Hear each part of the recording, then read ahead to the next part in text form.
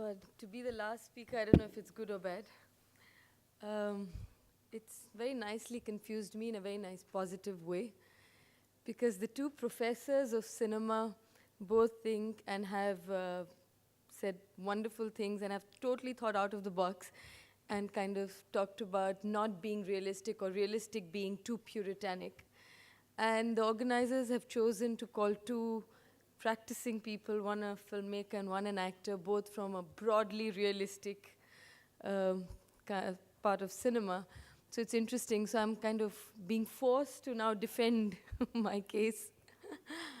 um, Although I do hope that with professors like this, we'll have lots of young people who will actually think out of the box and will sort of experiment not just with content, but with form as well, because both are just as important. I have often been accused of doing films that nobody watches.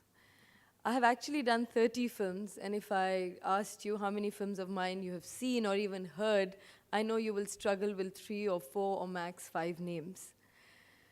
And that's because if people don't watch it in Delhi, Bombay, then films aren't being made, films aren't, you don't hear about them. Many of my well-wishers in Bombay, in fact, tell me, why do you do these obscure films? Why do you do films in Malayalam and Tamil and Bengali and Marathi and, Kannada or whatever? Or someone else might say, why do you do these rural films? Why don't you feel like you're an actor and you should be doing different roles and be challenged? And, they're all rural films. Who wants to watch rural films? And they are all the same, because rural women are all the same, So whatever their journeys may be, the fact that they are bracketed as rural films, they are realistic, they are probably feminist, which is the other bad word, then, they are art cinema, so it's assumed that they are slow and boring and probably pretentious. So it's a big burden. And while I totally agree with what Shohini was saying, that we often say that mainstream cinema, we kind of think that, oh, it's mindless, and we almost ignore it or look down upon it or have a secret desire to actually say Zeenat Aman as opposed to Shabana Azmi. All I can say is not as a generalized statement, but I'm coming from a very personal space at the moment because I think, and that's why it's going to be ramblings. But I, for one, have not grown with cinema. As a child, my father is a painter, mother a writer.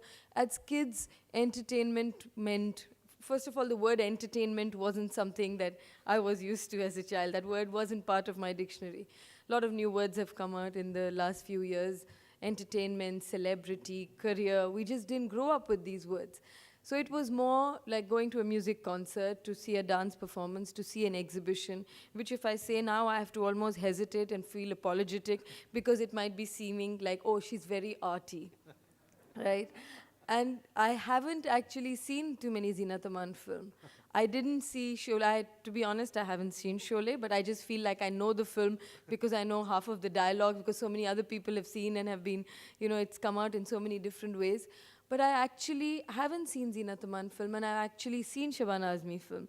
So I think what I'm only trying to say is that there is enough space for all kinds of things to exist. There's enough space for mainstream cinema and other cinema, and the only reason I kind of try and support a little bit of this other cinema, the more independent cinema, if at all there's true independence in this country of making the kind of films that one wants to make, is because that space is shrinking. There are enough people who are going to talk about mainstream cinema, and absolutely, it definitely grabs the imagination of the audience, not just in India, all over the world. You go and, you are in a small street in Cairo and they're saying, Shah Rukh Khan, so it's way beyond India. But the point is that there are also stories that probably need to be told, probably need to be heard, and doesn't have that kind of space, which doesn't mean that they have to be boringly told or they have to only go to festivals. Often I'm accused of that also. Oh, your films are only seen in festivals. We would be more than happy to show them to audiences here, but where is that platform? Can one really overcome that nexus between distributors and producers? And because a lot of it is about economics. Whether you make a 30 lakh film or you make a 30 crore film, at the end of the day, the producer wants his money back. So the festival for some of these small films is only a stepping stone. It's just another platform. There are people who also come and watch films, and you just expand it, and then they are released sometimes in their respective state. So should we look down upon the people of Kerala or Tamil Nadu or Bengal or Maharashtra where they are watching that film? So if I go to Tamil Nadu, they know Aragi and Kannathil Muttamittal. If I go to Kerala, they know about Kannagi and Punaradivasam. Or if I go to Bengal, they know about Shubha Muhurat or Padokhep. So, and there are some films that they don't know. Amar Bhuvan, Mrinal Sen's last film, unfortunately, it probably ran for like a week or so in Bengal, and no one's seen it because there were no takers for a film like that. So if there are no takers, does one make those films at all? Because a lot of money and a lot of energy and a lot of time is invested in that. So I'm also asked that question, why make films that nobody wants to watch? But then we shouldn't make documentaries at all, because even lesser people watch documentaries. Documentaries also, we can say, oh, it's those same incestuous people will come to IIC and Habitat and watch those documentaries. It never reaches. So let's not then make documentaries. So I'm myself asking then, how do we decide what kind of films do we have to make? So I have taken a very selfish stand.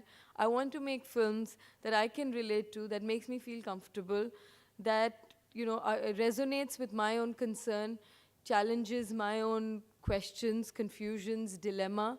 And in some way, this is one medium that I'm using to say something. Yes, but saying, it doesn't necessarily have to be messagey. None of us want to be told. And whether it's through cinema or through a talk or through a writing, we don't want to be told. But whether we like it or not, whatever words we use, a film does say something. I mean, most mainstream films are also about good versus evil. Whether they are simplistically told or, some films are more complexly told and more layered and we find them more interesting. For instance, Shohini talked about Rang De Basanti or Munna Bhai. Yes, Rang De Basanti, at some level at the end, when it does somehow offer very simplistic solutions to very complex problems, but and a lot of people resonate with it. I mean, there's a lot of people relate to it and say, wow, we need young people to participate in social processes, and it has given me the courage or me the desire to do something for our society. Or in Munna Bhai, it's about giving a rose. And I'm not dumbing them down at all. I think they were both entertaining films, and they were both what we call middle of the road, which I don't know what exactly it means, but it's a bit of this and a bit of that, and who decides what bit of this and what bit of that. But in Munna Bhai as well, it was a nice, good feel film. I heard that there were some people whose properties were being sealed because they had illegally taken over those places, like it happened in Delhi. It's some other places as well. So first they had given bribes to these government guys to get that place, and now the same people were telling them to vacate it because it was illegal, and now these people were going and giving roses to them so that they would sort of peacefully protest against the sealing. So it doesn't matter what you are giving roses for, as long as it's peaceful. It doesn't matter what you are fighting for, what is your intent behind it, as long as it's somewhere taken from that. Or in Rang De Basanti, people were motivated to take up Jessica Lal's case, which is fantastic. But around that time, there was Khirlanji, and there were 100 other cases that were happening in the country, which weren't from our class of people, which we couldn't relate immediately, which were part of these rural stories that we can ignore and not talk about, because it's those people's stories. Who wants to see them? God, another realistic film. I've heard this umpteen number of times. A film should bring a smile to your face. You want to go happy. We have enough tension. So the tension, and they say rickshawala and the panwalas, he's just about surviving. But these films are not just for the rickshawalas and the panwalas. The Mukesh Ambani see it and the rickshawalas see it. So it must be amazing, because it sort of has this amazing cross-section. So should we not make realistic films at all? Should we not tell about things that happen in different parts, the trials and tribulations of women and other people, and what they go through, and their dilemma, and their struggles and their victories or their despairs? Are these stories to be told or not?